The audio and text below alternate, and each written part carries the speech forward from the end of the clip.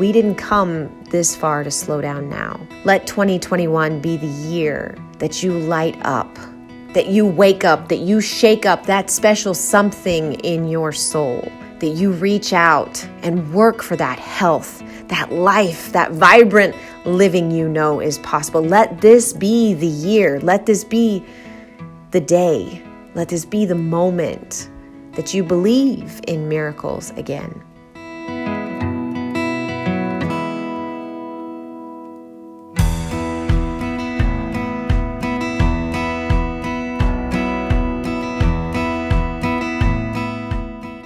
Everybody, it is Dr. Devin. I am super excited. I brought special props for today.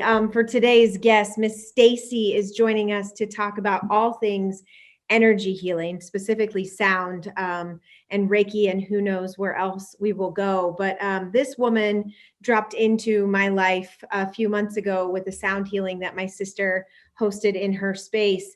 And she had a drum that just, I fell in love with. It was love at first sight moment for me. And she created another one for me. And I've noticed that as the world gets noisier, I've gotten quieter in a sense, in the best way, and become very drawn to singing bowls and drums and this thing within. So I asked her to come on and share with us about sound and healing. So please welcome Miss Stacey Cadenhead. Hi, thank you so much for having me. Oh, I'm so excited. It's like, I feel like a little kid when I get to do this, because it's just like inviting a friend to play. Yeah.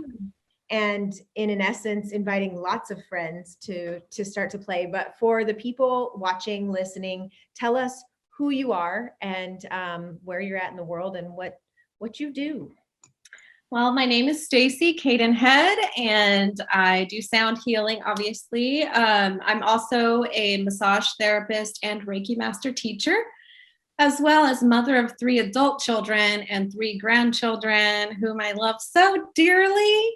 My life journey has been really crazy, but where I'm at now is I've been able to create a practice where I can hold space for others and assist them on their journeys, because the energies are crazy right now and people need it. They need it. Yeah. Yeah. There's big energy right now. Have you felt that in people's systems? Not only in others, but in myself. Like, I feel like we're always transitioning, growing, raising our vibration. And then it leads us to the next thing. But the thing I come to find out is there's so much resistance, and people are looking for a little bit less resistance in their life. Mm-hmm, mm-hmm. And that's what I'm here to help with. You are a beyond the resistance facilitator. And I have felt that in massage and Reiki and the sound. So if we go, there's people on all, levels probably listening, right? Some that are familiar with this idea of sound healing and Reiki. Oh, sorry, where'd you go? There you are. Sorry. Hi, I'm here. Yes. We had a little energy drop in there. But people that have been there, they've done some of these things, and then people who don't know these terms at all. Yeah. And so what's some of the big ideas or that pulled you into this, or that you've learned? What do you wish more people knew when it comes to these topics? Specifically to sound therapy, you don't have to be on a spiritual journey to get the benefits of sound. We live our lives where our nervous system is not regulated. Like, we're in fight or flight most of the day, starting with our alarm clock, and that just sets fight or flight going.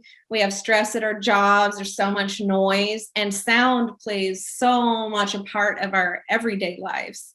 We have waking up with the alarm, we have the noises at work, the phone ringing, all of that.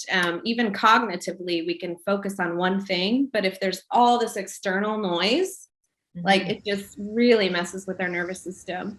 But with sound bath, it's passive, it's like under the radar. It allows your parasympathetic system to activate and go into rest and rejuvenation, which helps you like activate and go into different parts of yourself, into your psyche, into your spirit. And so it really creates a space of opening to really find out who you are, which is what people want. They want to know who they are as a soul.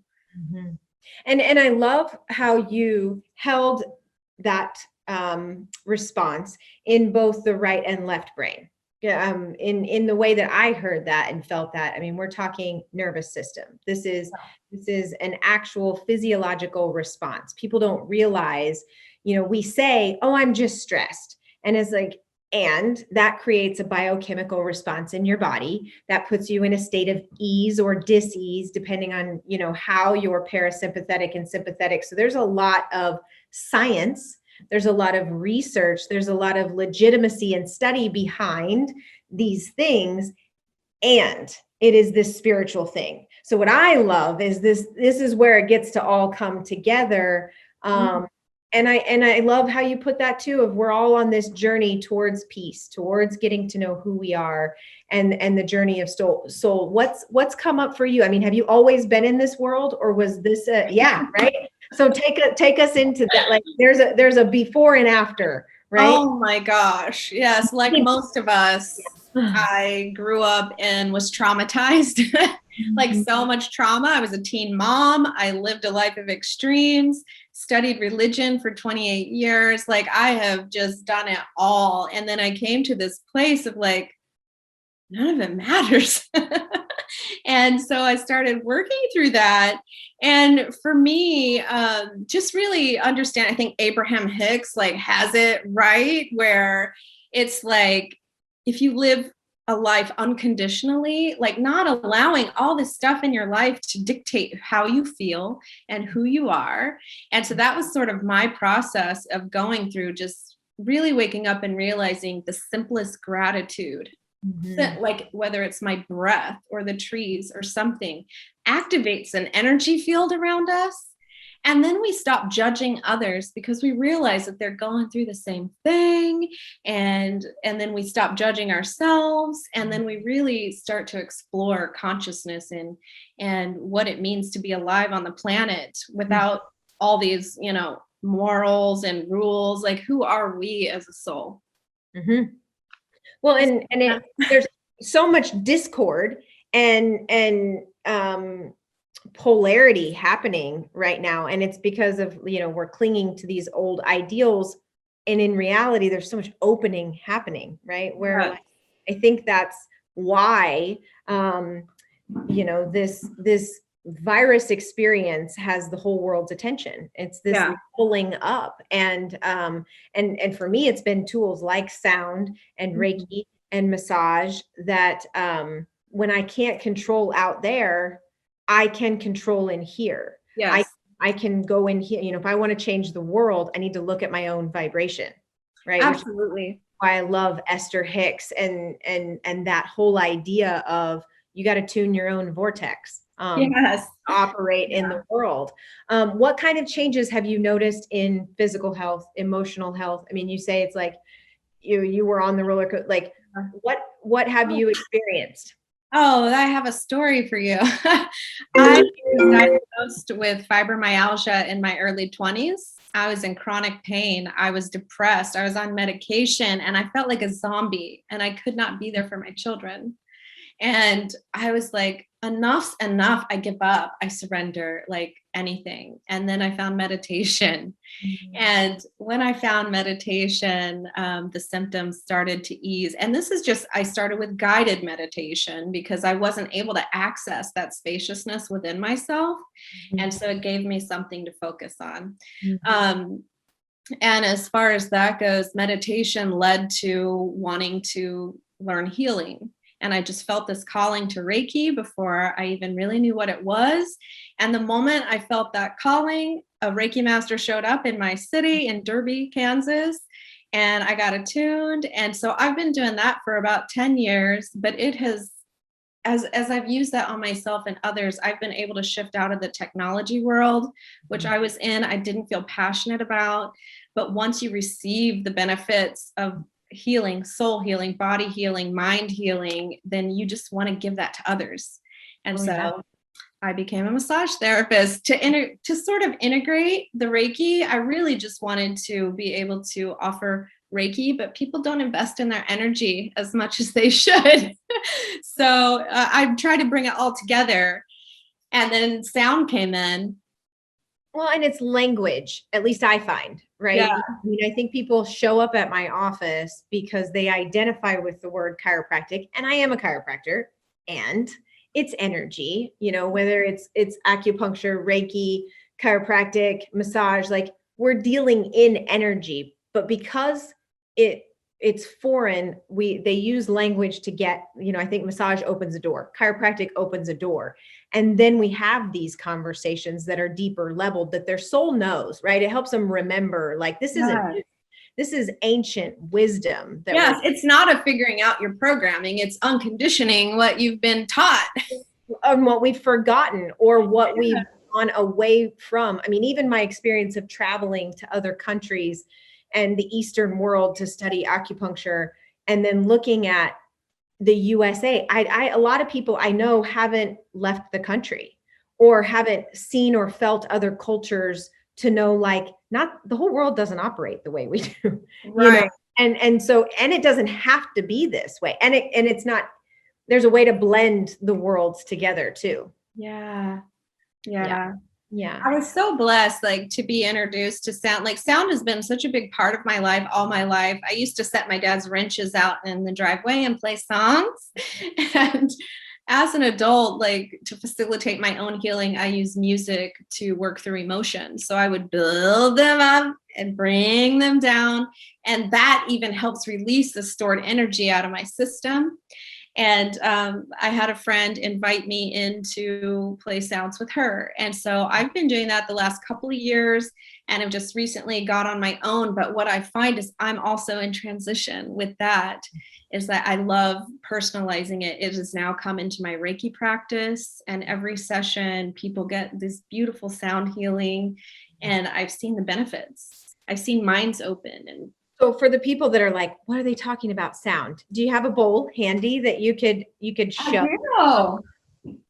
This is an alchemy bowl. So it's crystal, it's quartz crystal, but it's infused with metals.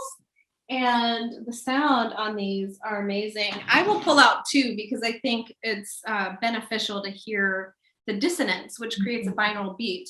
So this one is a throat chakra. This one is for your heart chakra. And we like to connect the two so we can sort of express our inner heart knowing. So I will play them together.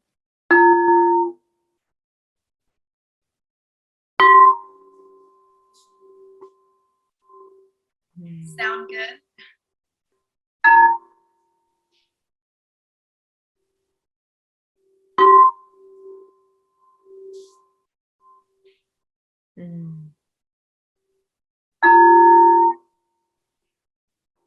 And I'm sure on their audio too, it just doesn't do it any kind of, it can't do it justice, because what it doesn't carry through, I found, and some like times when I'm looking up things on YouTube, like I can feel it, but there's a vibration. I mean, there is a physical vibration. That's why I felt so called in after some of the healings with you. I'm also on my chakra bowl. I know every time I set different goals for myself, and I'm collecting the 7 chakra, which I want to come back to, because that's another word that I think people are like, ooh, is that like, what is that word chakra? But, I went to go get those and when I played it myself, and I'll put some links in the show notes where people can really kind of dive into this. There's different frequencies. Yes.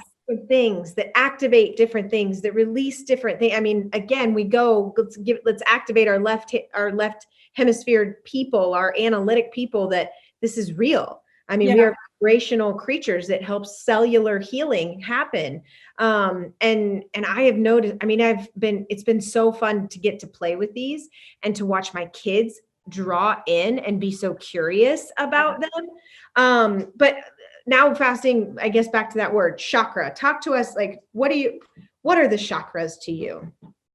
Well, everything is energy and vibration. and everyone comes in like we have a meat suit, which is our body, and then we're in it. So we have this vessel that we are inhabiting, but it's energy that's inhabiting the vessel.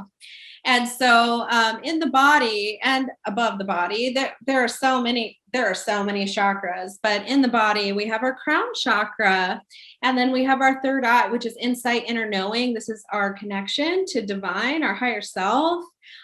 We have our throat chakra, which is expression. It could be writing, create, any way that you express yourself. You have your heart, which is who we are. We have our high heart too, which is unconditional love. So when we connect to that, the heart, we connect to the one. And then we have our solar plexus, which is our will, our decisions. And a lot of times you might get hits in the solar plexus and be like, oh, I feel so much anxiety, but it's telling you something. It's like a brain in itself. And then you have your sacral chakra, which for women is, it needs some help. Like we need the womb healing and connect it to our heart. And then our root is survival work, basic necessities. So if you have lower back pain or something, your root chakra needs some healing. So get that Reiki massage. And I have patients ask me about this because you can see the flags hanging up here. There's chakra related. My big idea light bulb that we have, it's the faded of the colors. And that study, and have you read the book or have the book, The Subtle Body? I don't have that. No. It's so good. But again, show notes kind of tie people to some information that'll meet you wherever you're at. In that, we've studied these energy centers over hundreds of years, and they've been used in ceremonies and healings for centuries. And we're finding that, people like Joe Dispenza are using them to realign the nervous system, the energetical system, to literally manifest miracles. And I mean, there's so much dropping in. I mean, we just have barely scratched the surface of what we understand. I love Joe Dispenza. The heart resonance, it is gold. and he does an energy center activation. And guys, I'll tune you to these things, but the idea of a podcast like this, because this is not a small topic, right? It's like, let's talk about chakras.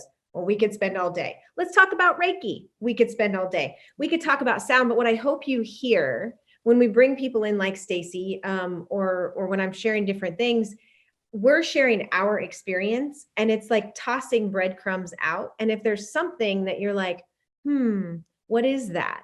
That curiosity. And I know we share this awareness of that sacral womb healing happening in women, probably because we both feel it in ourselves and see it in the women that we serve.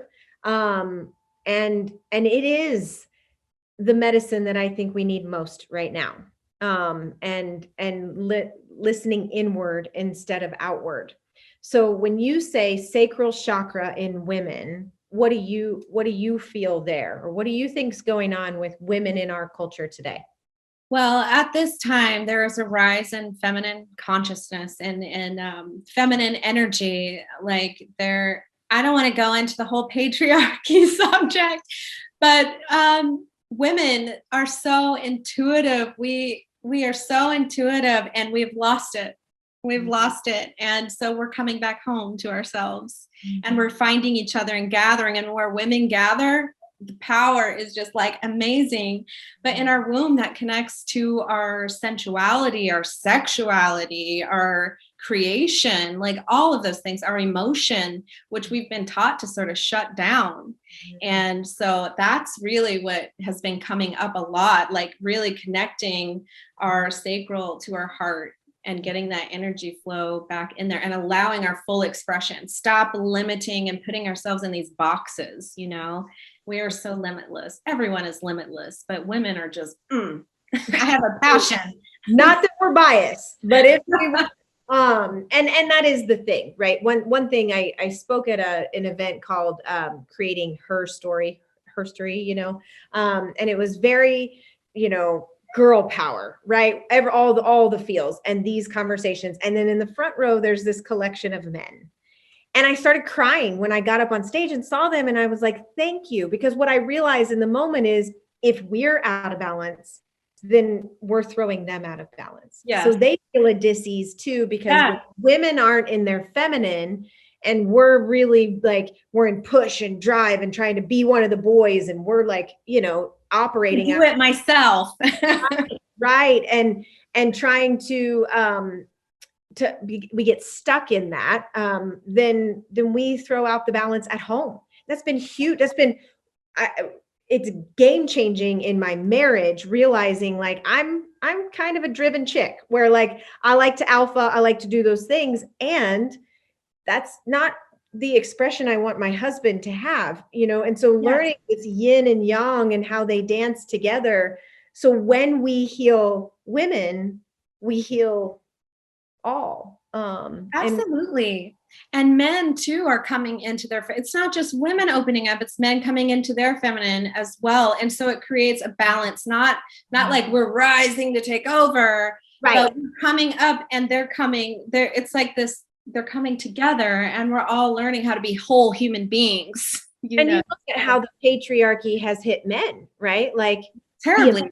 Be a man, don't cry, don't feel, step up, you know, like there, and just different weight that gets put on their shoulders as well. And so studying things like Reiki and sound and energy just in general helps me understand, you know, myself, the people around me, and how we're all collectively really bumping into each other right now. You know, why there's like, you talk about dissonance, like, I mean, why the sounds are all like, oh my gosh. And it's because I don't think any of us know who we are. A lot of the things we're fighting about right now are things that we were taught and we believe because we were told to believe versus an inner knowing and truth. Right. Which is what we're coming home to, remembering who we are as a soul being, not just what's happening right now in this world. You know, there is that where we have to bridge the gap between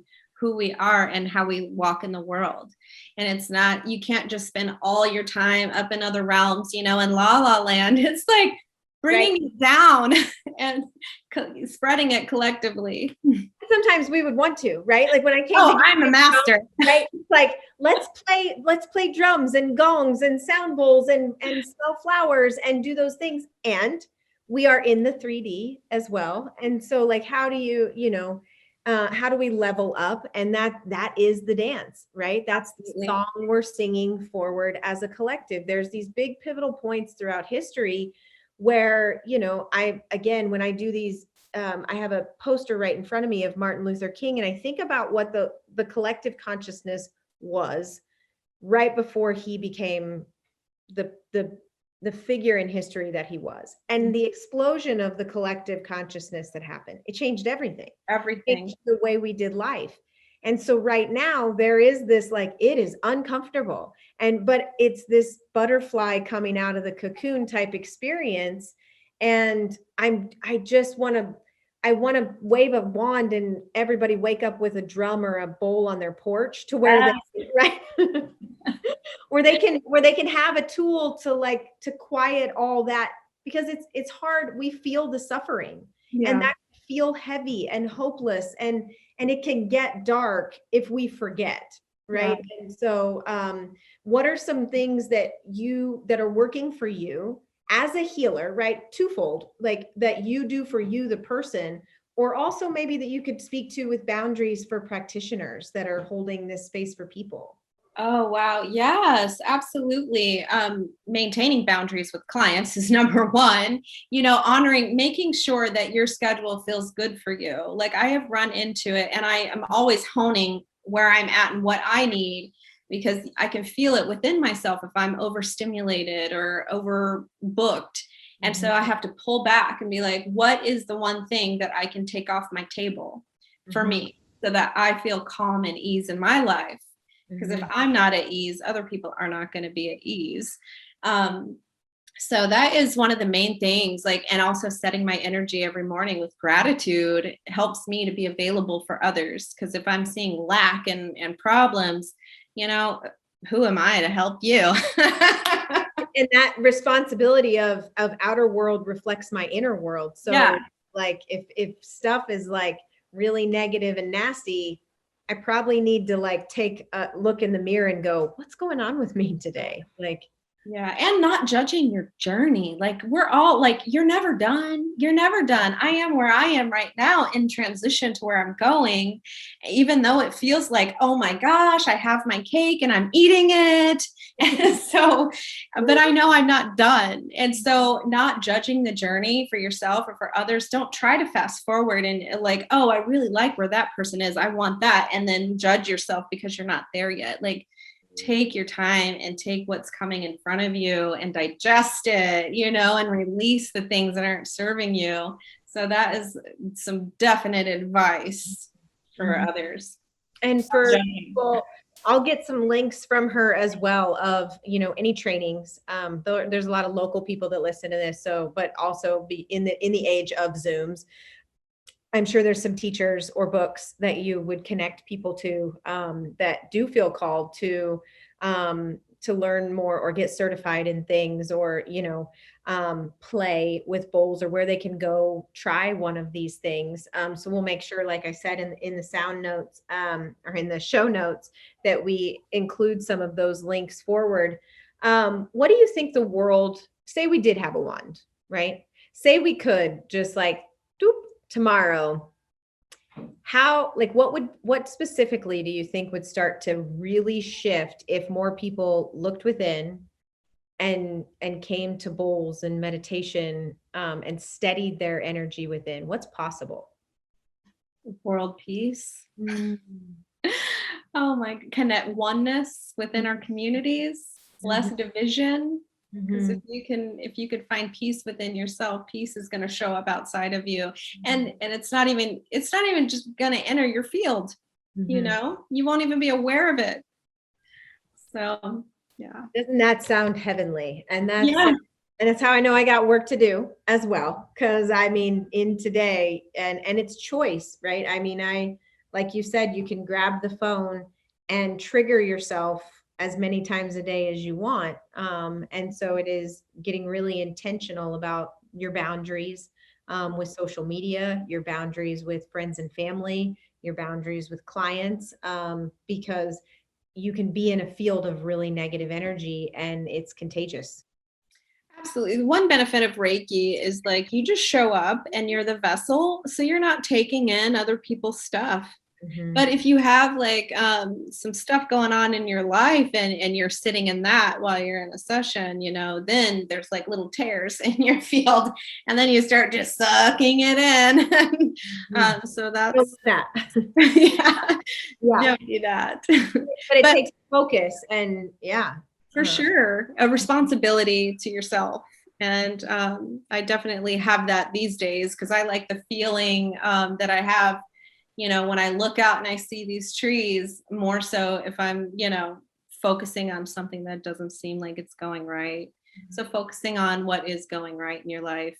And setting your space, like you have a really beautiful space where you're inspired and it helps you hold that physically by, these little tapestries and different things that make me happy. They help me emit because we're visual creatures. Yeah. And, it helps when it's not just sound, it's really playing into those senses. Anything else? If you're shouting out in a megaphone to humanity, do you feel called to share anything else today? Oh my goodness. Let's see. When you do take care of yourself, you can help others. That is like the main message. And don't be afraid to try something new. Not everyone is drawn to sound. Not everyone is drawn to energy work or Reiki. Some people can just go hiking, and get the same benefit. But whatever it is, just find something to where you can come home to yourself and create that parasympathetic, like activate your parasympathetic system and find that state of calm inside. So therefore your mind will open and your heart will open, and then you'll learn more about yourself and who you are, which helps you understand others. And it's, I have this painting in my office and there's 3 symbols and it's this beautiful Chinese structure and the symbols are floating. And the way it was explained to me was this was the symbol for heaven and this is the symbol for earth. And the symbol for chi floats because when you achieve a level of chi mastery, you float between heaven and earth. Yeah. And that is at least my soul calling in times like these and beyond. So I'll make sure you guys get connected to Stacey because and like she said, the Reiki master showed up for her. Just by tuning in for conversations like this, you might be in Wichita, you might not. But as you become aware of these things and you go, gosh, that sounds really wonderful. I bet you notice that things are going to start popping up and doors are going to open. You don't always have to go out and seek it. You just have to be ready for it. Absolutely. So yeah. Thank you so much for your time. And I'm excited to get to play with you. When you said, oh, would you want to come play sometime? I was like, oh, I start to judge and it hasn't even happened yet. So I'm going to brave trying something new. And I look forward to lots of those play dates to jump in the pool and sound. Yeah. Yeah. Thank you so much. Oh, thank you for sharing your wisdom. Everybody, if you have any questions or we can support you in any way, you let us know. I hope this finds you well and we'll see you soon. Bye. Well, what'd you think? Thank you so much for investing your time and your energy to share in the conversation on this episode of If They Knew. The whole vision was to invite some of my favorite storytellers, mentors, teachers, and guides that inspire me to live healthier, to live happier, to live more free, more authentically me. I hope that something they said, something they shared, opened up a little piece of you that had been there all along and just needed a little nudge to remember. If you have any feedback, if you have any questions, please don't hesitate to post it in the comments or reach out to me directly. If you know somebody that you think would make us a good interviewee, send me your suggestions. You are the reason, you are the motivation for this podcast, for these conversations. If you really want to crank up the light in your health and life, be in Wichita, Kansas, and join us for the big idea on June 25th, 26th, and 27th. We're going to blow you away with speakers from all over the country who are going to elevate the game when it comes to what it means to live vibrantly alive. This is the community you've been looking for. Now, there's big work to be done. And if we want to see change in the world, we've got to start with ourselves. So I hope that this episode and the different things I share on social media and the events that we host help bring it all together. I love you. I appreciate you. I am so very grateful for this space and for you. Have a beautiful day. I'll see you soon.